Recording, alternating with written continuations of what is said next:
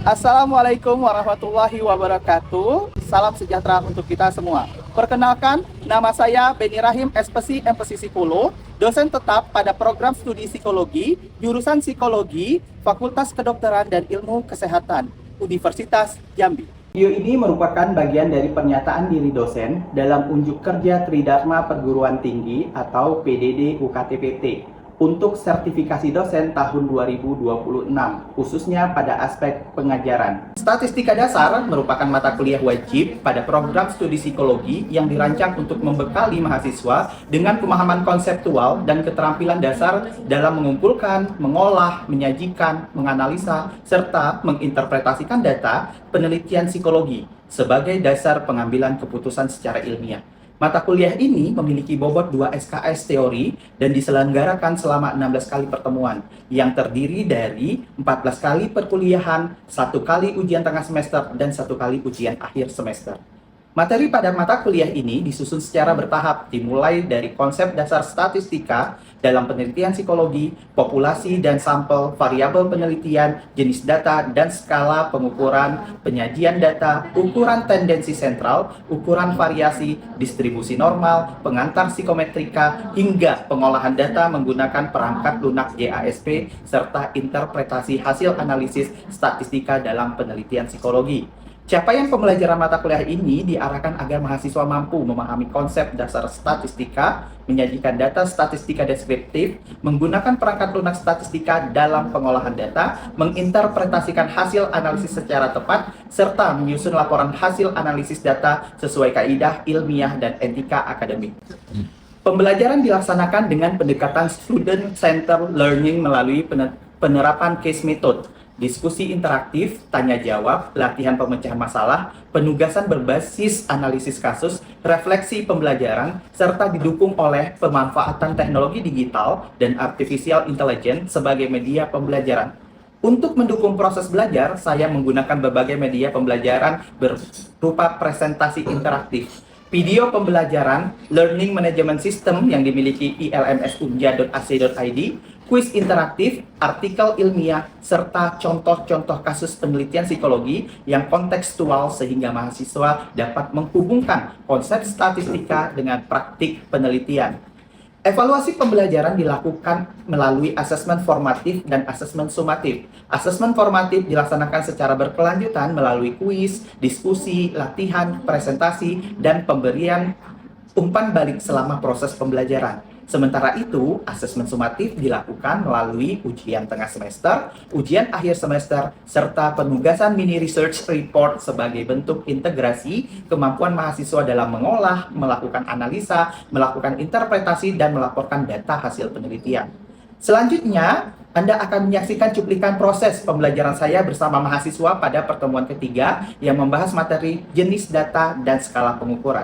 Pada sesi pembelajaran ini, mahasiswa belajar memahami pengertian data, membedakan data kualitatif dan kuantitatif, kemudian mengidentifikasi data diskrit dan kontinum, menentukan skala pengukuran nominal, ordinal, interval, dan juga rasio, serta menganalisis hubungan antara skala pengukuran dengan pemilihan teknik analisis statistika dalam penelitian psikologi melalui diskusi interaktif dan analisis studi kasus. Selamat menyaksikan. Assalamualaikum warahmatullahi wabarakatuh. Waalaikumsalam warahmatullahi wabarakatuh. Nah, hari ini kita udah masuk ke pertemuan 3 ya teman-teman ya, mengenai jenis data dan skala pengukuran. Nah, kabarnya gimana hari ini, siang hari ini?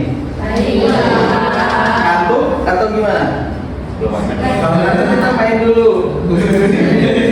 Baik, kalau kabarnya baik, sudah siap menghadapi mata kuliah statistika dasar lagi. Sekarang kita berdoa dulu supaya kita diberi kelancaran dan keberkahan dalam proses pembelajaran kita hari ini sesuai dengan agama dan budaya masing-masing. Silakan berdoa.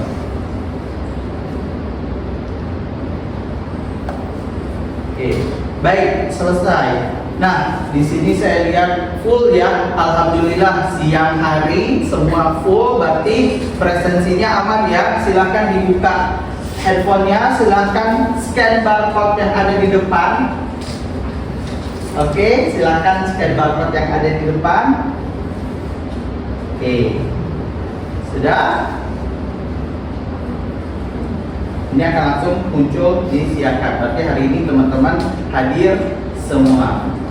Oke. Nah, sebelum kita masuk ke materi pembelajaran yang akan kita bahas hari ini, kemarin kita sudah membahas yang namanya unsur-unsur penting yang ada dalam penelitian. Ada yang masih ingat unsur penting yang ada dalam penelitian? Terus ada populasi. Oke, Dwi Faza, harus ada apa? Populasi. Siapa lagi? Ada apa? Variabel. Oke, bagus ya, masih ingat. Kemudian sampel. Sampel itu apanya populasi? Kayak subset dari populasi. Itu representasi. Representasi, betul Dwi Faza. Representasi dari populasi. Nah, setelah itu ada apa? Data. Nah, inilah yang akan kita bahas pada kesempatan hari ini, berkaitan dengan jenis-jenis data. Nanti teman-teman akan disajikan jenis-jenis data, kemudian menentukan skala pengukuran dalam variabel psikologi. Meskipun kita mahasiswa psikologi, tapi kita juga tetap mempelajari yang namanya statistika. Kemudian nanti kita akan coba melihat hubungan bagaimana skala pengukuran dengan analisis statistikanya apa sih yang tepat. Kenapa perlu ada skala pengukuran? Kenapa perlu ada data? Itu yang akan kita pelajari pada kesempatan hari ini. Oke. Nah, tadi teman-teman sudah menyampaikan dalam sebuah penelitian harus ada yang namanya Populasi. yang pertama adalah populasi. Harus ada yang namanya sampel. Kemudian harus ada juga namanya variabel. Kemudian harus yang ada yang namanya data. Nah, pertanyaannya, berasal dari manakah data itu berada? Ada yang tahu dari mana asalnya data itu?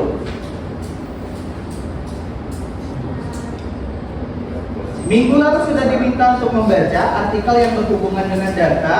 Kita sudah menunjukkan salah satu buku yang kemarin saya berikan referensinya. Ada buku yang saya karang ataupun buku dari yang Pak Japa karang ataupun dari Pak Azwar juga karang. Ada yang tahu dari mana data itu berasal? Sumbernya dari mana? Kalau kita lihat dari unsur-unsur penelitian ini, Dari sampel. dari sampel. Sampel itu bisa memunculkan data apabila ada yang namanya variabel. Tepat sekali. Jadi kalau tidak ada yang namanya variabel, bisa nggak munculkan data? Enggak. Iya, gitu ya teman-teman ya.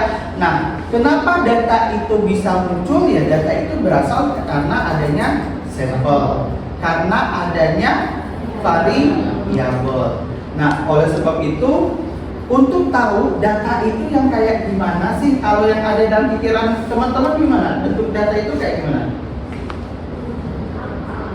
Angka-angka, terus apa lagi? Jumlah pengeluaran per bulan. Apa? Apa? Jumlah pengeluaran per bulan. Jumlah pengeluaran per bulan. Oh, tadi apa? Hasil wawancara. Itu kalau disebutnya apa? Kalau data jadi Faza tadi menyebutkan jumlah pengeluaran per bulan. Itu disebutnya data apa?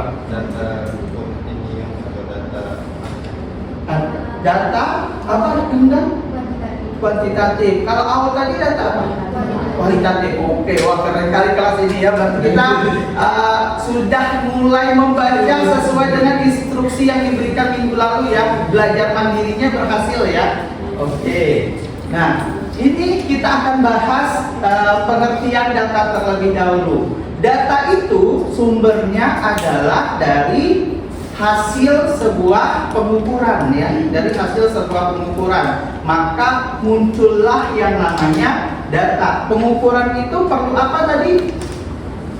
Variabel dan sampel. Itu harus teman-teman ingat. Mumpung masih di semester awal, di semester 1 ini akan sangat berguna ketika kalian nanti sedang menyusun skripsi.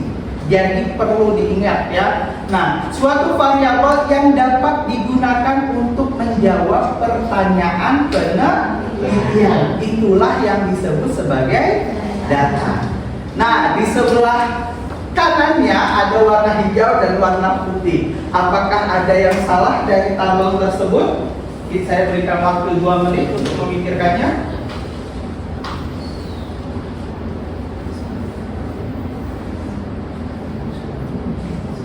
Oke. Ada yang salah dari hal tersebut? Coba ajukan tangan siapa yang mau memberikan penjelasan terkait hal ini.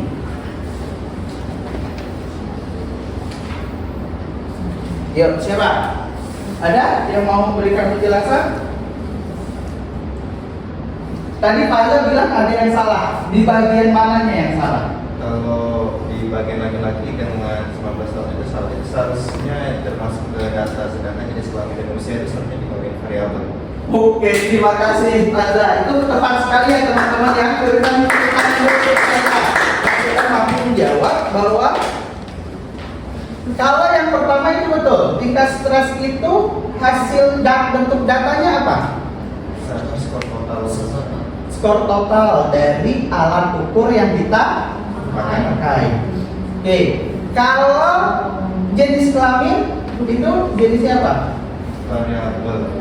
Bentuknya variabel. Hasil datanya adalah laki-laki dan perempuan. Kalau yang usia itu adalah variabel ya. Sedangkan datanya adalah 19 tahun. Nah, sampai di sini ada yang masih bingung? Ada yang belum mengerti apa yang membedakan mana itu variabel, mana itu data? Paham? Oke, paham ya. Jadi betul seperti yang disampaikan Yuri Faza tadi, harusnya kolomnya seperti ini ya. Variabelnya adalah apa ya? Tingkat stres, kemudian jenis kelamin dan usia. Kemudian kalau datanya berupa total laki-laki atau perempuan dan 19 tahun. Sampai di sini paham bagaimana data itu bisa muncul? Oke. Nah, kenapa sih perlu adanya data? Ada yang tahu nggak kegunaan data itu buat apa? Ada yang tahu kegunaan data buat apa? Apa aja? Ini ada 4 kegunaan data ya. Saya spill dulu. Apa salah satunya kegunaan data itu? Tadi di pengertiannya di bagian bawah apa? Menjawab pertanyaan. Menjawab yang namanya pertanyaan penelitian. Terus kalian ngumpulin data dalam proses penelitian itu, misalkan kalian diminta melakukan survei nanti, apa gunanya? Ya pasti ingin menjawab suatu pertanyaan penelitian. Yang kedua, data tersebut digunakan untuk menguji yang namanya hipotesis. Kita punya praduga yang ingin kita jawab berdasarkan fenomena yang sudah kita buat, kita temukan di lapangan. Yang ketiga apa? Membantu kita akhirnya dari data tersebut kita mampu menyimpulkan betul atau tidak. Oh ternyata misalkan rata-rata usia kelas ini adalah 19,5 tahun. Oh ternyata di Indonesia itu S1 itu diawali di usia 19 tahun. Jadi kita bisa menarik kesimpulan. Kemudian menjelaskan fenomena psikologis, misalkan kayak tadi tingkat stresnya berada di level mana sih, kan ada skor totalnya. Nanti akan kita masukkan ke dalam sebuah norma yang nanti setelah UTS teman-teman akan pelajari bagaimana cara membuat sebuah norma. Nanti tingkat stresnya dari level skor total itu berapa hasilnya, dia berada di tingkatan yang mana. Ada pertanyaan sampai di sini? Ada yang mau bertanya? Ada? Di filter mau bertanya? Atau yang lain mau bertanya? Oke, kalau tidak ada kita lanjutkan dulu ya. Nah, secara umum ada dua jenis data seperti yang sudah dicontohkan oleh Dwi Fazan dan Aulia tadi ya, betul ya. Yang pertama adalah data kualitatif dan data kuantitatif. Nah, apa yang membedakannya? Ya, kalau data kualitatif dia biasanya kita akan buat berupa kategorisasi. Sementara di data kuantitatif seperti yang Dwi tadi sebutkan berupa angka-angka. Nah, dalam data kualitatif itu tidak menunjukkan besaran nilai apapun ya. Jadi kayak jenis kelamin tadi itu data kualitatif kuantitatif. Kuantitatif. Kita tidak melihat jenis kelamin laki-laki itu lebih besar daripada perempuan atau perempuan lebih besar daripada laki-laki, betul kan ya? Dan sementara kalau dalam data kuantitatif, data dihitung dan diolah secara sistematis. Siapa yang mau menyontohkan selain yang sudah saya contohkan tadi jenis-jenis data kualitatif apa aja? Contoh data kualitatif, ada yang mau coba menjawab? Data kualitatif.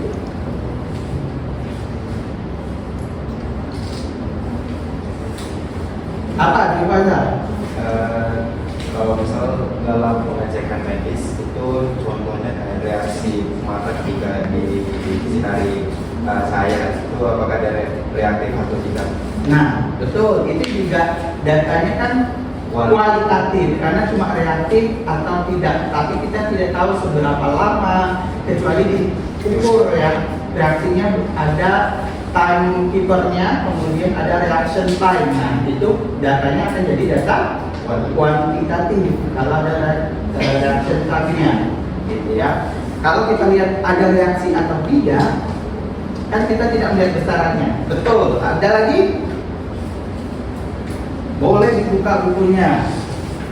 Nah ini ya, data kualitatif itu agama. Kita tidak tahu mana yang lebih benar, mana yang lebih salah. Itu kan datanya kualitatif. Bisa kita jumlahkan antara Islam dan Hindu dan Buddha jadi 3 agama? Tidak bisa. Itu semuanya hal yang berdiri masing-masing. Atau status pernikahan, apakah berbeda orang yang status pernikahannya kawin lebih sejahtera dengan status pernikahannya tidak kawin lebih sejahtera, atau kawin ditambahkan tidak kawin jadinya apa? Tidak ada kan? Karena tidak bisa dijumlahkan ya, hanya berupa kategori. Yang ketiga ada yang namanya jurusan. Psikologi tambah keperawatan jadinya apa? Kedokteran. Nggak bisa. Atau keperawatan tambah kedokteran jadi farmasi, kan nggak bisa. Jadi itu adalah data-data kualitatif. Kemudian kalau contoh data kuantitatif paling mudah apa? Tinggi badan, terus berat badan, terus tinggi berat, terus apa lagi? Dari tubuh kalian apa data kuantitatif? Kalau jenis kelamin itu masuknya data apa? Kualitatif. Apakah bisa ditambahkan laki-laki perempuan jadinya? Nggak bisa, ya. Jadi kalau dari tubuh kalian apa yang bisa kalian kuantifikasikan datanya? Lingkar perut, ya betul sekali ya. Terima kasih. Apa lagi? Pipit, bagus pipit. Apa lagi? Apa? Ukuran kaki. Terus pindah? Ukuran tekanan darah. Terus apa lagi? Banyak ya. Tinggi badan, terus berat badan. Ini berhubungan dengan saya sebenarnya ya. Oke, nggak apa-apa. Nah, betul semuanya umur, tinggi badan, skor IQ, skor tes itu kan yang menghasilkan data kuantitatif, gitu ya. Nah, dari dua jenis data secara umum, secara kuantitatif dibagi lagi menjadi dua jenis data kuantitatif. Yang pertama data diskrit dan data kontinus. Apa itu data diskrit? Data hasil menghitung. Sementara data Diskrit itu karakteristik berikutnya adalah bilangannya pasti bulat dan tidak memiliki pecahan. Itu data diskrit. Kalau data kontinum itu hasil dari mengukur. Apa beda mengukur sama menghitung?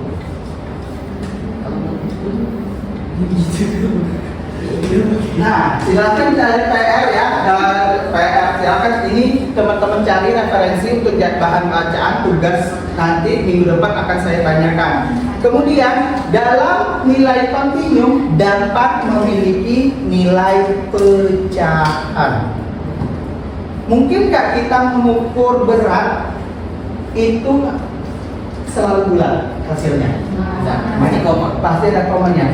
Kalau kita mengukur itu kan perlu yang namanya alat bantu, alat ukur. Jadi hasilnya pasti nanti panjang itu 12,5 cm.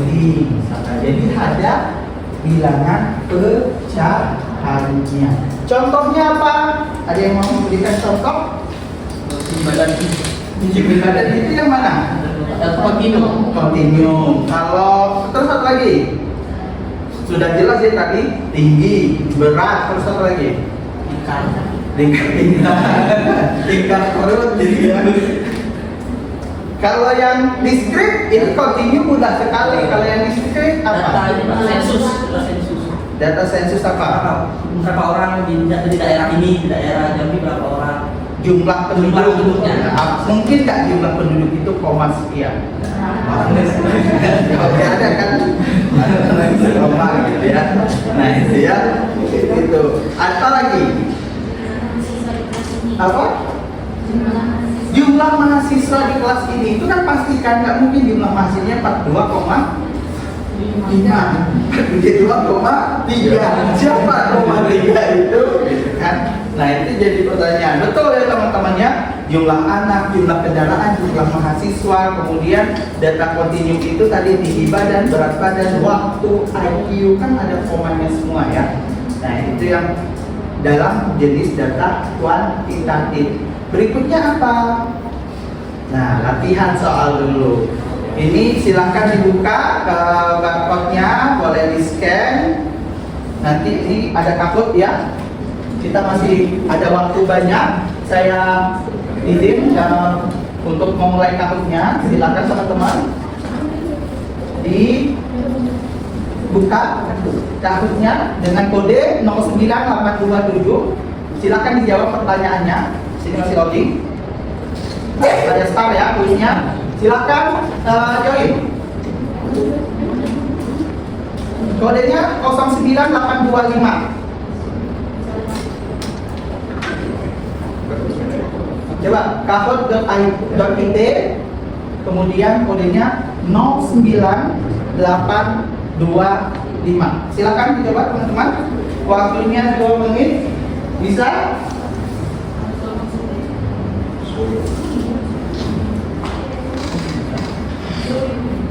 Oke. Baik.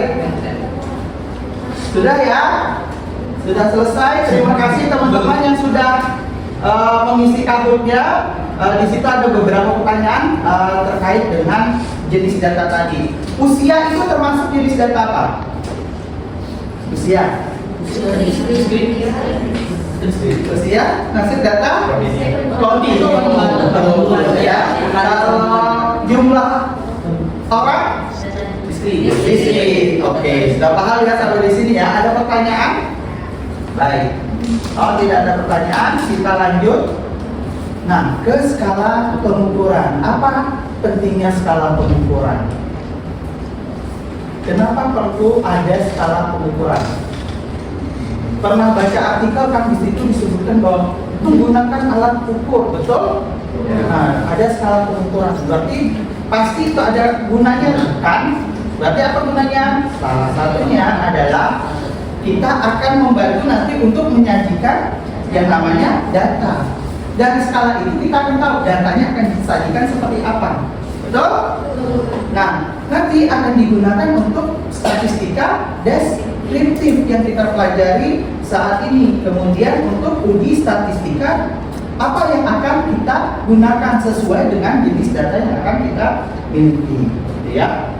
Nah, ada yang ingat dengan ini? Tara, nominal, ordinal, interval, dan rasio. Kita coba bahas satu-satu ya. Karakteristik dari nominal adalah ini, dia tidak memiliki hanya kategori, tidak memiliki urutan sama sekali, dan tidak bisa dibandingkan besar atau kecil. Contohnya apa? Jenis kelamin tadi ya, agama, program studi itu tidak bisa. Psikologi lebih baik, itu tidak bisa ya, itu nominal. Kemudian yang ordinal apa? Nah, memiliki urutan, tapi jarak di antara urutannya itu kita tidak tahu, belum ketahui ya. Nah, yang ketiga, contohnya apa? Juara 1, 2, 3, kita tidak tahu jaraknya ya. Kemudian tingkat pendidikan, kemudian tingkat kepuasan 1, 2, 3. Ada tingkatannya tapi kita tidak tahu. Kalau nomor punggung masuknya kemana? Ordinal atau nominal? Siapa itu? Nomor punggungnya berapa? Segini. 7. Itu menandakan apa? Lebih ke perkodean, berarti jenis data nominal. Paham? Cuma kategori, tidak bisa dilakukan penjumlahan baik nominal maupun ordinal. Yang ketiga, data yang lebih tinggi ada interval. Karakteristiknya apa? Memiliki urutan dan ada jarak yang sama. Kemudian tidak memiliki nol mutlak. Ya, kalau interval tidak memiliki nol mutlak.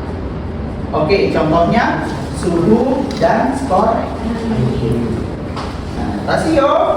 Kalau data rasio, karena data ini yang paling tinggi dan paling sering digunakan, maka memiliki urutan 1, 2, 3 dan jaraknya itu jelas dan memiliki nol mutlak. Nilai nolnya itu pasti ada. Contohnya adalah umur, berat badan, kemudian tinggi badan, dan operasi matematika di rasio dan interval itu bisa dilakukan. Arti yang paling bisa dilakukan adalah di rasio. Oke. Nah, ini implikasinya kalau kita data nominal itu kita hanya bisa menggunakan untuk frekuensi dan persentase. Ingat gitu ya. Kemudian ordinal, kemudian hanya median dan ranking. Kalau interval dengan standar deviasi, berarti ini ada tendensi sentral bisa dilakukan. Kalau rasio all of them bisa dilakukan. Oke, itu proses pembelajaran kita kali ini. Semoga teman-teman dapat memahami mengenai pengertian dari data tadi, kemudian jenis data kuantitatif, kualitatif, data distrik kontinum, skala nominal, ordinal, interval, rasio, dan implementasinya. Jadi semoga nanti bisa tidak membuat bingung lagi teman-teman dalam proses perkuliahannya. Oleh sebab itu, mengapa seorang peneliti harus mampu menentukan skala pengukuran sebelum memilih teknik analisis statistika? Ini penting supaya kita tetap mengimplementasikan sesuai dengan data yang ada. Terakhir, untuk tugas minggu depan, silakan kumpulkan ILMS paling lambat 2 hari, berarti hari ini adalah hari Kamis, berarti maksimal hari Senin ya, sudah dikumpulkan. Cari 10 variabel penelitian psikologi, kemudian tentukan jenis datanya apa, skala pengukurannya apa, dan alasan pemilihannya apa dari beberapa artikel yang teman-teman baca. Oke, ada pertanyaan sampai di sini?